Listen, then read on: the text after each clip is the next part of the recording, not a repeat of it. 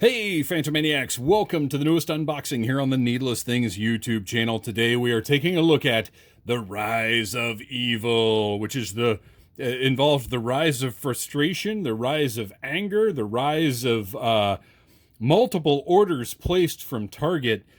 I probably placed 9 orders for this thing between store pickup, home delivery, and delivery to store.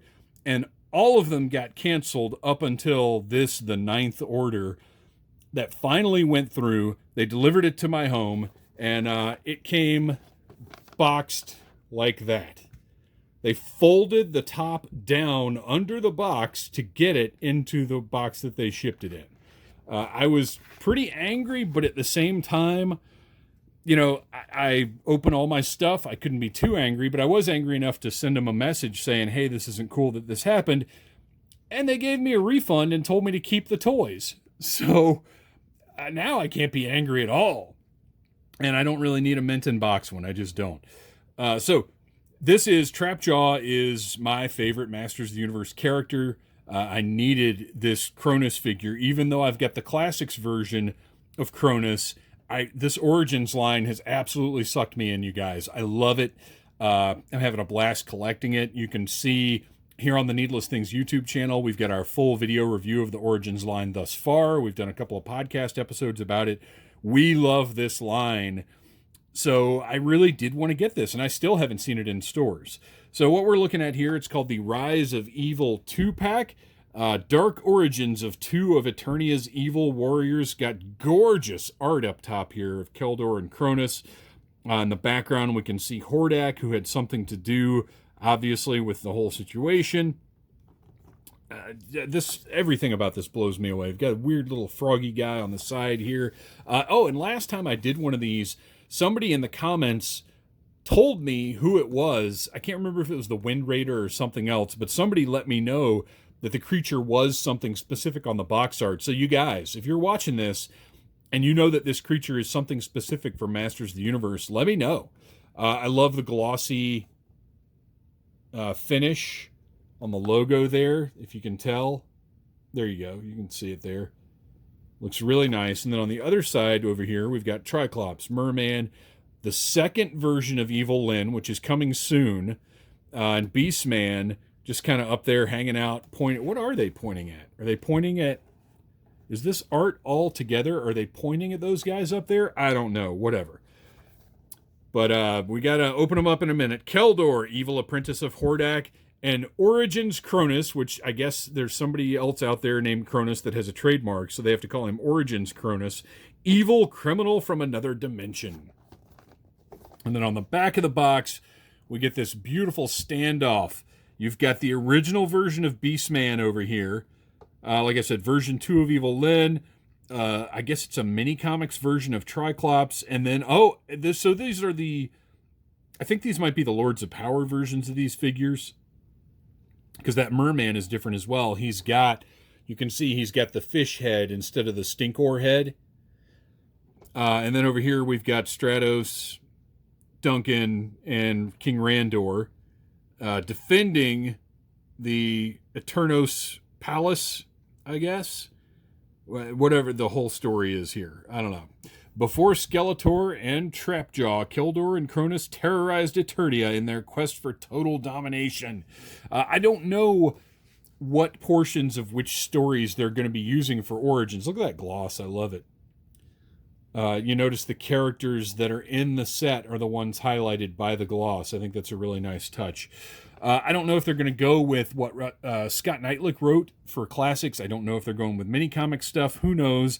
It doesn't matter because I just love these characters and the way that we're getting them. I also love a good cross-sell. On the back of the box here, we've got Battle Armor He-Man, Battle Armor Skeletor, who are showing up in stores now. Ram Man, who I have not yet seen in the store, but I do have a review up for you. You can check our past reviews here.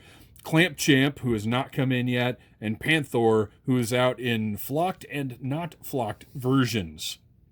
A little instructions here on what to do, but I think that's enough about the packaging. I think it's time to bust out our trusty 1964 box cutter. Slice right through that tape And let's get these guys out of the box and see what we're dealing with. Now, obviously, there are some reviews of these up online already. I'm sure you guys might have watched Pixel Dan's review, so you're aware of some things about this set that I'll point out, and I'll point them out because I got it from Pixel Dan's review. Let's see, do we have twist ties, tabs, anything like that? Yeah, we've got a little rubber band action going on here, so I'm going to take my trusty Dollar Tree fingernail clippers that I prefer over scissors for this kind of operation, and just snip right through that rubber band. I think that's it on him. Let's see what we've got on Keldor over here. Keldor may not have anything other than the cape securing him in, but I might wish I had some scissors. We'll see.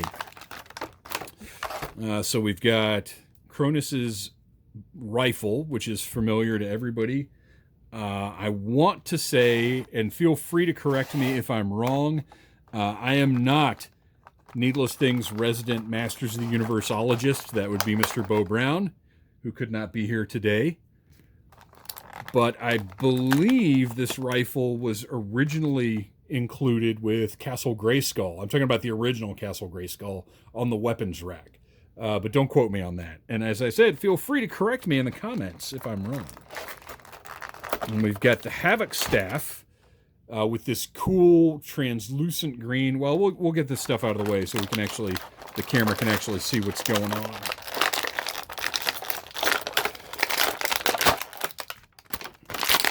All right. There we go. So I'm going to take a look at Cronus first, since Trapjaw is my guy. This is an extremely ugly face. But I'm okay with that. I don't want my evil criminal from another dimension to necessarily be a pretty boy. Like, I like this ugly blue face on this guy, and if you cover it up, look at that. I mean, that's Trapjaw. He's got the loop on the top of his helmet, which is great. He's got a different vest piece here, and he's got a spot to attach, which is weird. Okay, I say he's got a different vest piece. You guys, give me just a second. I'm going to have to go grab Trapjaw, and we're going to investigate this a little bit more. All right, so this is interesting because you can see that Trapjaw's chest piece is, as I said, different. Cronus does not have the big green belt. And then on the back, Trapjaw stores his extra pieces on his belt here, whereas Cronus has storage up here on this chest piece. So if you wanted to swap those two out and give Trapjaw that back storage instead, well, actually, no, interesting. Okay, so wait, could we do, and here is the fun of this line, because you can do a full part swap. You can do a full part swap. Okay, there we go. Because you can see Trapjaw has robot parts in his arm, so that's different. The blue matches up nice. And pop that head off. Oh man, that head does not want to come off.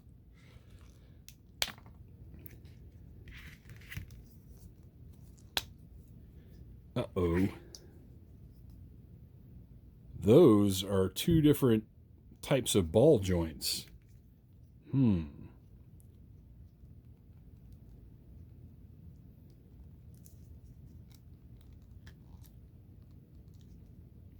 Wow, that's kind of disappointing. Mattel, this line is supposed to be just interchangeable. Why would you do this? But you can still kind of fake it out and get a Trapjaw with a little more involved chest piece there. And then his extras, you can hang on the back. And wouldn't it be cool? I don't think that's going to work. I would love it if the rifle had a little bit of a hook as well to hang on the back there, but that's okay. That's cool. All right, let's get this guy back looking like he's supposed to look for the purposes of the review. But that's one of the reasons why I love Origins so much, is the way that you can swap all those parts out. You can do these different combinations of these figures, and just really, it's a whole new play pattern for Masters of the Universe that it's never really had before. Yeah, you could swap the arms out on the original figures, but that's not quite the same as being able to swap all these heads and body parts and everything else. So you can see where Cronus is a representation of a past version of Trapjaw. Very cool. I feel like the head's not on fully.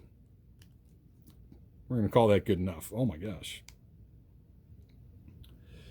He's got a really long neck right now, and we're just going to have to deal with that. Give him his rifle. And truly, he is an evil criminal from another dimension. Now, Keldor, and I'm not going to go get a Skeletor figure because you guys all know what Skeletor looks like. Has the regular booted feet. He doesn't have the claw feet. He's got basically just He-Man's body, but in... Well, I take that back because these boots are new. I don't think we've seen those boots before. But from calf to fingertip, it's He-Man's body, just in blue and black, with some cool Skeletor detailing. The purple is a different color from the regular Skeletor figure. And the head, apparently, according to Pixel Dan, and you should watch his video as well, this head is just the classic Keldor head with a sort of dumbed down paint job. But it looks good. I think it looks really good.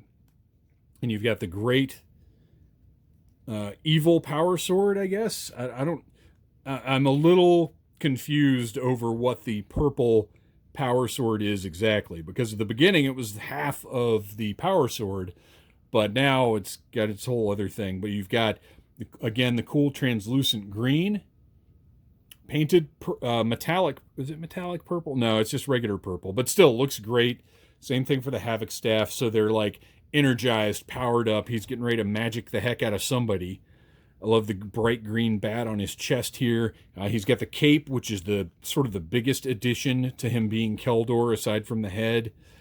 And then we get possibly my favorite Skeletor head in the line so far. Really one of my favorite Skeletor heads in Masters of the Universe overall. He's got these red jeweled eyes that I love. I think those are absolutely great. They just look evil and magical, I guess. I don't know. I love those eyes. I think it's a nice touch and a little something extra that's perfect for an exclusive set.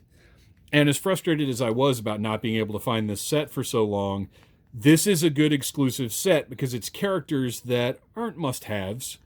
They're basically deep cut bonus characters that if you get them, that's great, but they're not essential for your collection.